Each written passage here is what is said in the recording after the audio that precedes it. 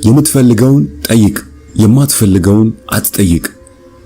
ሁልጊዜ ወደ ዩኒቨርስና ወደ ንቁ ያልሆነው የአእምሮ ክፍል በሐሳብ መልክ ጥያቄዎችን ትልካለህ።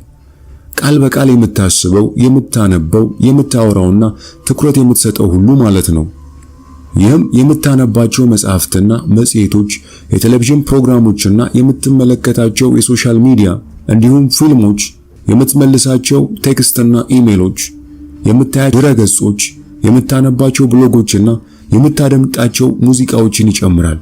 ክፋቱ የምትልካቸው እነዚህ ሐሳቦች ጥንቃቄ ያልተደረገባቸው፣ እርስ በርሳቸው የሚቃረኑ፣ ውጤት አልባና ያልታሰበባቸው መሆናቸው ነው። የሚፈጠሩትም ከህሊናችን ዕውቅና ወይም አስተሳሰብ ውጭ ነው። የባሰው ደግሞ ራሳችንን ስንወቅስ፣ ስለ ነገሮች ስናማርርና በህይወታችን ላይ ባለ እጦት ላይ ስናተኩር አሉታዊ ጥያቄዎችን ወደ ዩኒቨርስ የምንልክ መሆኑ ነው። በተመሳሳይ ስታሳብብ፣ ስህተት ስትፈልግ፣ የሆነን ነገር ወይም ሰው ስትኮንን በማትፈልገው አሉታዊ ልምምዶች ላይ ትኩረት ታደርጋለህ። ስትጨነቅ ተመሳሳይ ነገር ይፈጠራል። ብዙ ጊዜ መጨነቅን አሉታዊ ግብ ማስቀመጥ እንደሆነ አድርጌ ያስባለሁ። ስትጨነቅ የማትፈልገውን ምስል አእምሮ ውስጥ ትፈጥራለህ። የመሳብ ህግ የሚፈለግም ይሁን የማይፈለግ ኃይልህን፣ ትኩረትህን፣ ፍላጎትህንና የሰጠኸውን ነገር ሁሉ ወደ ራስህ ትስባለህ ስለሚሰማህና ስለምታስበው ነገር በጣም መጠንቀቅ ይኖርብሃል። በተጨማሪም የመሳብ ህግ እንደሚለው የምታቀርበው እያንዳንዱ ሐሳብ ወይም ስሜት እርግብግብታ የያዘ ነው። ዩኒቨርስ ደግሞ አንተ የምትልከውን የእርግብግብታ አይነት መልሶ ይልክልሃል። የቀረበው ሐሳብ መጥፎም ይሁን ጥሩ ግድ የለውም፣ ዝም ብሎ ለእርግብግብታው ምላሽ ይሰጣል። ችግሩ አብዛኛው ጊዜ የምትሰጠውን እርግብግብታ አታውቀውም። ካንተ ውጭ ላሉ ነገሮች፣ ወቅታዊ ጉዳዮች፣ ዜናዎች፣ ሰዎች እንዴት እንዳስተናገዱ፣ ምን ያህል ገንዘብ እንደምትሰራ፣ ልጆችህ ትምህርታቸው እንዴት እየተከታተሉ እንደሆነ፣ ያንተ ቡድን ያሸንፍ አያሸንፍ እንደሆነ ዝም ብለህ ምላሽ ትሰጣለህ። አዎንታዊ ወይም አሉታዊ ስሜት በማንጸባረቅ ምላሽ ትሰጣለህ። ክፋቱ ዝም ብለህ ሳታውቅ በዙሪያ ባሉ ነገሮች ላይ ምላሽ ስትሰጥ፣ ወደፊት ስለምትፈልጋቸው ነገሮች ግን ሆን ብለህ ሐሳብ አታቀርብም። ስለዚህ አሁን ባለህበት ሁኔታ ላይ ለዘላለም ልትቆይ ትችላለህ። ለዚህ ነው የብዙ ሰዎች ህይወት የተለወጠ የማይመስለው። አንድ አይነት ነገር ደጋግሞ በመፍጠር ሽክርክሮች ውስጥ ተይዘዋል። ዩኒቨርስ ደግሞ በታማኝነት ለሚልኳቸው አሉታዊ ርግብግቢቶች ያለማቋረጥ ምላሽ ይሰጣል።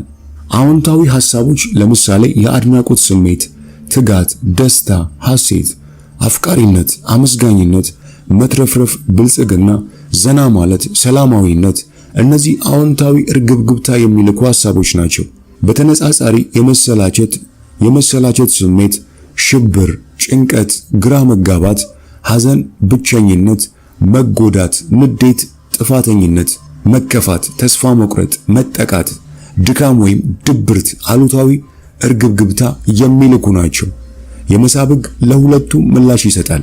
ለምትፈልገው እርግብግብታ እሱኑ አይነት ብዙ ይልክልሃል። ይህ ለብዙ ሰዎች አስደንጋጭ ነው። ለነሱ አሁን የሚኖሩት ህይወት ከዚህ በፊት የነበረው የሐሳቦቻቸውና የላኳቸው እርግብግብታ ውጤት እንደሆነ ማወቅ ስር ነቀል ለውጥ ነው። በጣም የሚያስደስተው ደግሞ የምታለመውን አይነት የወደፊት ህይወት ለመፍጠር የሚያስፈልግህ ከዚህ ቀን ጀምሮ ሐሳቦችህንና የምትልካቸውን እርግብግብታዎች መለወጥ ብቻ መሆኑን ማወቅ ነው። የምትመኛቸው አይነት ነገሮችና አኗኗር ቢኖርህ፣ ማለትም ቆንጆ ስራ፣ አስደሳች ግንኙነት፣ ዓለምን መዞር ብትችልና የምትፈልገውን ያህል ገንዘብ መጠን ቢኖርህ ምን ይሰማሃል? ሆን ብለህ ወደፊትህን መፍጠር ጀምር። ለዩኒቨርስ ስለምታቀርባቸው ሐሳቦች ሆን ተብለው የምታደርጋቸው እንዲሆኑ ለማድረግ የምትፈልገውን መወሰን ያስፈልጋል። ከወሰንክ በኋላ እነዚያን ስሜቶች ልትለማመዳቸው ያስፈልጋል። ምናልባት ሙያን ለመለወጥ፣ ወደ ሌላ ከተማ ሄደ ለመኖር፣ ትልቅ ሙያዊ ሽልማት ለማሸነፍ፣ የራስን ዩቲዩብ ወይም ቲክታክ ቻናል ከፍተህ ፕሮግራም ለመጀመር ወይም ከከባድ ህመም ልታገግም ትፈልግ ይሆናል። የምትፈልገው ላይ ስትደርስ ግን ምን ይሰማሃል? ቀኖችህን ምን ትሰራባቸዋለህ? ጊዜን የምታጠፋው ከማን ጋር ይሆናል? በምትፈልገው ነገር ላይ ትኩረትህን ባደረግክና ስለምትፈልገው ነገር ባወራህ መጠን ህልሞችህና ግቦችህ በፍጥነት ግልጽ ይሆኑልሃል። አእምሮህን እንደ አቅጣጫ ጠቋሚ መሳሪያ ቁጠረው። በአእምሮ በምትስላቸው በእያንዳንዱ ምስሎች መድረስ የምትፈልግበትን ቦታ እየነገርከው ነው።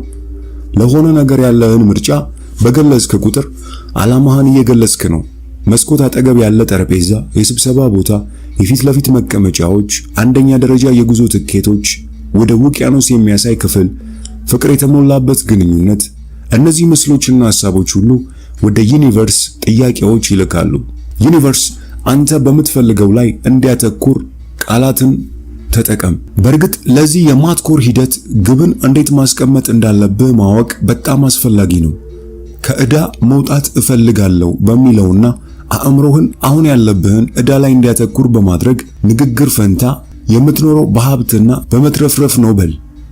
እንደዚህ ያሉ ቃላት በአዎንታዊ አስተሳሰብ ውስጥ እንድትቀጥል ያደርጉሃል። ከሌሎች ሰዎች ጋር ስላለ ሁኔታ ስታወራም በተመሳሳይ መንገድ ጥንቃቄ አድርግ።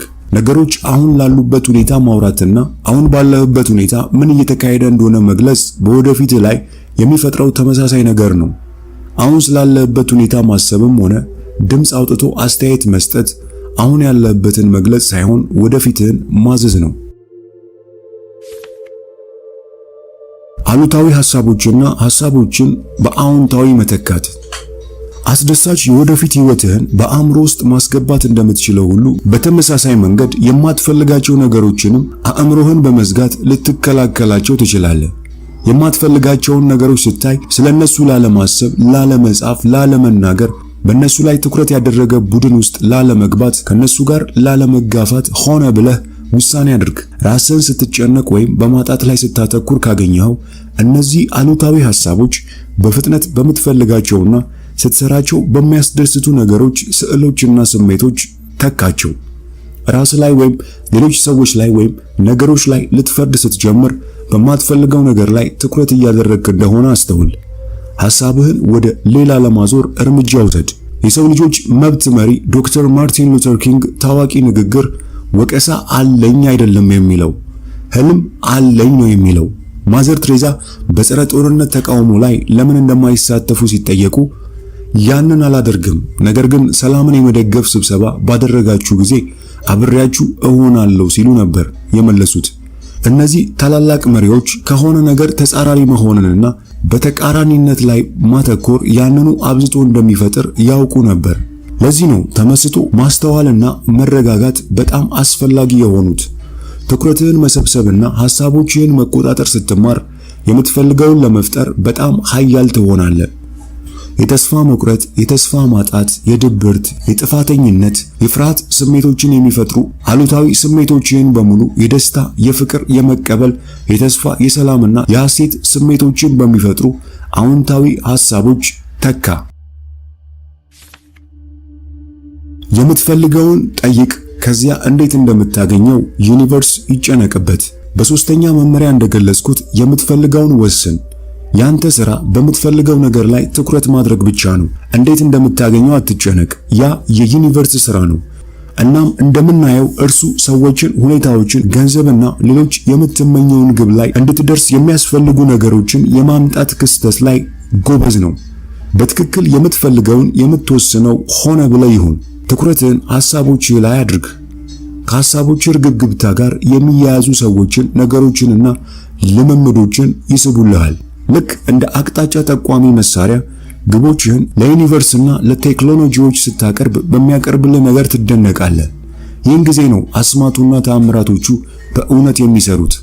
ህልሞቻቸውን፣ ፍርሃቶቻቸውንና ፍላጎቶቻቸውን ለአምላክ ለመስጠት ለሚፈቅዱ ክርስቲያኖችና ሌሎች የእምነት ሰዎችም እንዲሁ ነው። እርምጃ 2 የምትፈልገውን እንደምታገኝ እመን። ከዚያ እርምጃ ውሰድ። ፍላጎታችን መሰረታዊ ነገሮችንና ኃይልን፣ ድርጊትን፣ ሁኔታን፣ አጋጣሚንና ተፈላጊውን ውጤት ለማሳካት የሚያስፈልጉ ግንኙነቶችን ይስባል። ዝርዝር ውስጥ መግባት አያስፈልገንም። እንደውም በጣም መሞከር መልሶ ሊጎዳን ይችላል። ፍላጎቶችን ለማሳካት የውስጥ ያልሆነው የማሰብ ችሎታ ከዩኒቨርስ ጋር እኩል ይሰራል። የምትፈልገውን ለማግኘት ማመን ማለት ምን ማለት ነው? ይህ ማለት አዎንታዊ ነገሮችን መጠበቅ መለማመድ፣ የወደፊት ህይወትህን ከአንተ በላይ ኃይል ያለው እጅ ላይ እንደተቀመጠ በማወቅ ቀንህን በእርግጠኝነት መምራት ማለት ነው። የምትፈልገው በፍጹም እርግጠኝነት የመሆኑ ጉዳይ በጽናት ላይ የተወሰነ ነው። ይህ ደግሞ ሁል ጊዜ ቀላል አይደለም። መትረፍረፍና ደስታን ከማግኘት የሚከለክላቸው እምነታቸው ውስን መሆኑ ነው። ይህ አንተንም የሚመለከት ከሆነ በመጀመሪያ ውስን እምነትህን የሚገባህ ዋጋ ያለ ተወዳጅ፣ ተፈላጊ፣ ችሎታ ያለው እንዲሁም በበቂ ሁኔታ ጎበዝ፣ በበቂ ሁኔታ ጠንካራ፣ በበቂ ሁኔታ የሚያስብ፣ በበቂ ሁኔታ የሚስብ፣ በበቂ ሁኔታ መልካምና ለአንተ አስፈላጊ በሆኑ ነገሮች ሁሉ በቂ እንደሆንክ በሚያመለክቱ ሐሳቦች መለወጥ አለብህ። አንድ ጊዜ የምትፈልገውን ማግኘት እንደምትችል ካመንክ ሁለተኛው ክፍል እርምጃ መጀመር ነው። የሚፈለገውን ውጤት ለመፍጠር የምትፈልገውን ልታገኘው እንደቀረብክ እምነትህን የማጠናከር እርምጃህን መጀመር። ይህ መጠበቅህን ከፍ ያደርገዋል። የምትወስዳቸው አንዳንድ እርምጃዎች እኔ ግልጽ እርምጃዎች ብዬ የምጠራቸው ናቸው። እነዚህም ዓላማህ ዶክተር ለመሆን ከሆነ ኮሌጅ ገብተህ ባዮ ኬሚስትሪና አናቶሚ ኮርሶችን እንደመውሰድ ወይም ዓላማህ ክብደት መቀነስ ከሆነ አመጋገብህን እንደመቀየር አይነቶቹ ማለት ነው። እነዚህን ለማድረግ ዩኒቨርስ ልዩ ሁኔታዎችን እንዲሰጥህ መጠበቅ አያስፈልግህም። ምን ማድረግ እንዳለብህ ግልጽ ነው። ከዚያም ደግሞ የሚያነሳሱ እርምጃዎች የምላቸው አሉ። እነዚህ እርምጃዎች ውስጣዊ ምሪትን ስትቀበል፣ ለምሳሌ ደመነፍስ ሲነግር ወይም የሆነ ነገር ሲሰማ የምትወስደው እርምጃ ነው። ብዙ ሰዎች በአይነ ህሊናቸው በሚያዩት ወይም በተመስጦ ጊዜ እነዚያን ሐሳቦች ለመያዝ ወረቀትና እርሳስ አጠገባቸው ያስቀምጣል። ብዙ ጊዜ ሙሉውን ነገር አታየውም፣ ነገር ግን በበቂ ሁኔታ ጠንካራ በሆነ እምነት ሌሎች እርምጃዎች እንደሚከተሉ እየተመለከትክ ወደፊት በመንቀሳቀስ እርምጃ ትወስዳለህ። መንፈስን የሚቀሰቅስ እርምጃ መቼ መውሰድ እንዳለብህ ወቅ። የመሳብ ህግ በግቦች ላይ መስራት ሲጀምር ብዙ ሐሳቦች፣ ስልቶችና መንፈስን የሚቀሰቅሱ ነገሮች ወደ ዕውቅና ሲመጡ ታገኛለህ። እነዚህም በአይነ ህሊናችን ነገሮችን በምናይ ጊዜ ወይም በተመስጦ ወቅት የሚመጡ አርቆ የማየት ብልጭታዎች ሊሆኑ ይችላሉ። አንዳንድ ጊዜ እድሉ ባልተጠበቀ የስልክ ጥሪ ወይም ድንገት በአጋጣሚ ባገኘው ሰው አማካኝነት ሊታይ ይችላል። በሌላ ጊዜ ደግሞ ወደ ግብህ ለመድረስ የመጀመሪያ እርምጃህን ለመጀመር የሚያስፈልግህን ገንዘብ ባልተለመደ የገንዘብ ልውውጥ፣ የዋጋ ቅናሽ ወይም ሌላ ከፍ ያለ ገንዘብ ያመጣልህ ይሆናል። ሆኖም እንደገና ወደ አእምሮ የመጣና የጻፍከው ዝም ብሎ ስሜት መንፈስን የሚቀሰቅስ ሐሳብ ወይም ስልት ሊሆን ይችላል። እነዚህን መንፈስን የሚቀሰቅሱ እርምጃዎች ብዬ እጠራቸዋለሁ። ልትሞክራቸው ወይም ሊሰሩ ይችላሉ ብለህ የምታስባቸውን በዘፈቀደ የተመረጡ ሐሳቦችና ስልቶች አይደሉም። ከዚህ ቀደም ከቁም ነገር ያልቆጠርካቸው ነገር ግን የመሳብ ህግን በመጠቀምህ ወደ አእምሮ የመጡ አቀራረቦች ናቸው። ያንተ ሥራ እነዚህን ወደ አእምሮ የመጡትን ሐሳቦች እንደየራሳቸው መለየትና ከነርሱ ጋር የተዛመደው ኃይል ላንተ ባደላበት ወቅት በፍጥነት እርምጃ መውሰድ ነው። አዎንታዊ ሐሳቦችን ማሰብ ብቻ በቂ አይደለም። እድሉን ስታገኝ እርምጃ መውሰድ ይገባሃል። እርምጃ 3 ከእርግብግብታው ጋር በመስማማት የምትፈልገውን ተቀበል። በምድር ላይ ያለ ነገር በሙሉ በተለያየ የእርግብግብታ መጠን ይርገበገባል። መንፈስን የሚቀሰቅሰውን ነገር ለመቀበል በህይወት ልታስበው ለምትፈልገው ነገር የእርግብግብታው ተስማሚ መሆን አለበት። አንተ ልክ በተለያየ ፍሪኩዌንሲ እንደሚተላለፍ የሬዲዮ ጣቢያ ነህ። ጃዝ ማዳመጥ ከፈለክ የሬዲዮ ጣቢያውን ጃዝ ወደሚያስተላልፈው ጣቢያ ትቀይረዋለህ። በህይወት ውስጥም ብልጽግናና መትረፍረፍ ከፈለክ የሐሳብህን ጣቢያና ስሜቶችህን ወደ ብልጽግናና መትረፍረፍ መቀየር አለብህ። ከእርግብግብታው ጋር ተስማሚ ለመሆን ቀላል መንገድ ቀንህን ሁሉ እንደ ፍቅር፣ ደስታ፣ አድናቆትና ምስጋና የመሳሰሉትን አዎንታዊ ስሜቶች በመፍጠር ላይ ማትኮር ነው። የምትፈልገው ሁሉ ኖሮ ቢሆን ሊሰማ የሚችለው ስሜት መለማመድም ትችላለህ። እነዚህን ስሜቶች በምታስባቸው ሐሳቦችም መፍጠር ትችላለህ። በእርግጥ ሐሳቦችህ ሁልጊዜም ስሜቶችህን ይፈጥራሉ። ስለዚህ ስሜቶችህ ወደ አሉታዊ ሲለወጡ ራስህን ማስቆምና የመሳብ ህግ ደራሲዎች ኤስተርና ጄሪ ሂክስ የተሻለ ስሜት ሐሳቦች ብለው በሚጠሯቸው አዎንታዊ ሐሳቦች መተካት አስፈላጊ ነው። ለምሳሌ ለባንክ ብድር የምትከፍለው በቂ ገንዘብ እንደሌለ ማሰብ የፍርሃትና የተስፋ ማጣት አሉታዊ ስሜቶችን እንዲሁም ለቤተሰብ የተሻለ መስጠት ባለመቻል እፍረትና ጥፋተኝነት ይፈጥራል። ነገር ግን ለነዚህ አሉታዊ ሐሳቦች ጉልበት ከመስጠት ይልቅ ሐሳቦችን አዎንታዊ ወደ ሆኑ ሐሳቦች ቀይር። ለምሳሌ የምከፍልበትን መንገድ እፈልጋለሁ ማለት ወይም ብድርህን በቀላሉ በጊዜ ስትከፍል በአይነ ህሊና ማየት። በመጀመሪያ ይህ ሂደት ላንተ እንግዳ ሆኖ ይሰማ ይሆናል። እውነቱ ግን በጊዜ ብዛት የምትችለው መሆኑ ነው። የሚያነሳሱ፣ መንፈስ የሚቀሰቅሱ፣ የሚያበረታቱ ሐሳቦችን ብቻ መምረጥ ተማር። በፍላጎትና በጥብቅ ስርዓት ልታዳብረው የምትችለው ልማድ ነው። የእርግብግብታ ተስማሚነት ለመፍጠር ማረጋገጫዎች ተጠቀም። ራስን ከምትፈልገው ነገር ጋር ወዳለው እርግብግብታ ተስማሚነት ለማምጣት ሌላው መንገድ ማረጋገጫዎችን መጠቀም ነው። ማረጋገጫ የምንለው በአሁን ወቅት ያስተዋልከው የግብ ወይም የፍላጎት መግለጫ ነው። እነዚህም ግብ ሲፈጸም የሚኖርህን ሐሳቦች፣ ምስሎችና ስሜቶች ለውስጥ ህሊና ለመንገር ልትጽፋቸው ከዚያ ሁል ጊዜ ደጋግመህ ልታነባቸው የምትችላቸው ነገሮች ናቸው። ማረጋገጫ እንደዚህ አይነት ሊሆኑ ይችላሉ። ደብረ ዘይት የባህር ዳርቻ ላይ 1000 ካሬ ላይ ባረፈ ከሐይቁ ፊት ለፊት ባለ ቤት ውስጥ ስለመኖር ደስተኛና አመስጋኝ ነኝ። ወይም ያለ ብዙ ድካም በየወሩ 10,000 ብር በባንክ ሂሳቤ ውስጥ ስለማስቀምጥ ደስተኛ ነኝ። ልክ ግብህ እንደተፈጸመ አድርገህ እያሰብክ ማረጋገጫዎችን ስትጠቀም ራስህን ለምትፈልገው ነገር የእርግብግብታ ተስማሚነት ለመደገፍ በሚያስፈልገው በዚያ ከፍ ባለ የደስታ ስሜት ላይ እንዲቆይ ታደርገዋለህ። በሌላ በኩል የምትፈልገውን ባለማግኘት ቅር መሰኘት ከእርግብግብታው ሰልፍ ያወጣሃል። የምትማረር፣ የምትወቅስ፣ የምትፈርድ፣ የምትገምትና የጥፋተኝነት ስሜት የሚሰማ ከሆንክ የምትፈልገውን ለመቀበልና ለመፍቀድ አይቻልም። እነዚህ ስሜቶች የምትፈልገውን ሁሉ እንዲርቅ ይገፉታል። በህይወትህ ሁሉ የምታቀርበው ጸሎት አመሰግናለሁ የሚል ከሆነ ያ በቂ ነው። በአድናቆትና በምስጋና የእርግብግብታን ተስማሚነት ፍጠር። በፍጥነት ግብህን የሚገልጹ ሁለት ኃያላን ስሜቶች አድናቆትና ምስጋና ናቸው።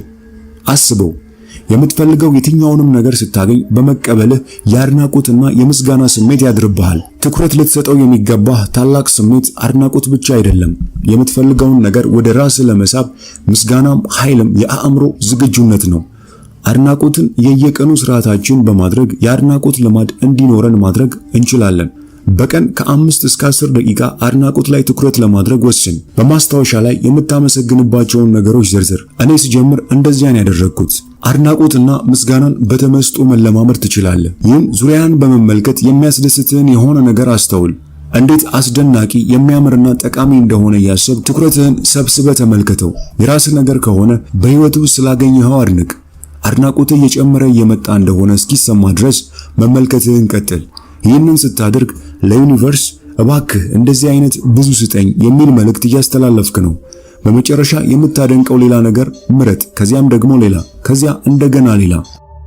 በመጨረሻም አሁን ይህንን መጽሐፍ ከማንበብ እረፍት አድርጋችሁ ያላችሁበት ቦታ ሆናችሁ አድናቆትን ተለማመዱ። ምን እንደሚሰማችሁ እንደሚያደርግ አስተውሉ። እዚህ ጋር ቁልፉ የአድናቆትን ልምምድ ማዳበርና በህይወታችን ልናደርጋቸው የሚገባን ነገሮች ያለማቋረጥ መፈለግ እንድንጀምር ነው። ይህ ነገር የምታገኛቸውን ሰዎች አዎንታዊ ነገሮችን ማድነቅንም ይጨምራል። ስለነርሱ መጥፎውን ሳይሆን መልካም የሆነው ነገር ላይ ብቻ ትኩረት ማድረግ ስትማር ከነርሱ ጋር ያለ ግንኙነት እንዴት እንደሚለወጥ በማየት ትደነቃለህ። የዛሬውን የመጽሐፍ ቅምሻ በዚህ ጥቅስ እንዝጋው። ያለውን ነገር አብዝቶ የሚፈጥርልን ፍላጎት ነው። በልምምድህ እውነተኛ አዎንታዊ ለውጥ ለማምጣት ነገሮች ያሉበትን ሁኔታ ሌሎች አንተን የሚያዩበትን መንገድ ችላ ብለህ አንተ እንዲሄዱ ለምትመርጥበት መንገድ ፍላጎት ማሳደር ያስፈልጋል። ከዚያ ወደ ራስህ የምትስባቸውን ነገሮች ትለውጥና በህይወት ላይ ትልቅ ለውጥ ታያለህ። የዛሬ የመጽሐፍ ቅምሻችን ይህን ይመስል ነበር። ከዛሬው መጽሐፍ የትኛው ሐሳብ ተመቻችሁ? የትኛውስ ሐሳብ መሰጣችሁ? ኮሜንት ላይ ጻፉልኝ። እንዲሁም ይህንን መጽሐፍ ሙሉውን በአማርኛ የምትፈልጉ ብቻ ከታች ባለው የቴሌግራም ሊንክ አድራሻ ልትጽፉልን ትችላላችሁ።